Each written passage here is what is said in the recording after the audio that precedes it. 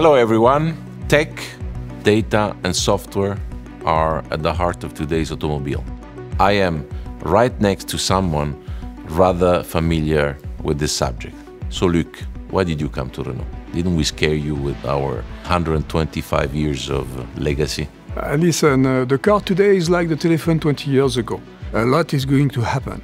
In my career, I had the chance to work on these technologies used today by more than 1 billion people. This is useful technology, and that's why I came to Renault.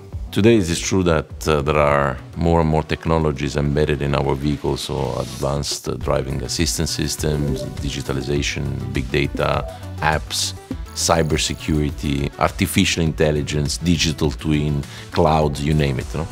And even a software-defined vehicle. Can you tell us about this new technology? It is a revolution that we are launching with our software development teams within Renault, in co-development and in open market with Google and Qualcomm, for instance. These architectures will allow us to permanently update a vehicle remotely, to make them safer, to reduce their energy consumption, to fight against planned obsolescence, and to make traffic more fluid at the end. Making software in the car is about putting meaning in each line of code. And above all, we code to push the envelope. So today we want to put Renault at the forefront of the tech revolution.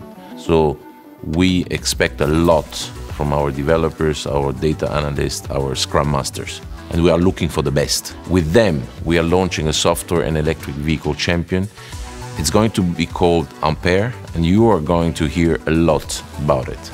So the technological revolution is taking place today at our sites in Nice, Sophia Antipolis, Toulouse, and of course Paris. So now we are waiting for you.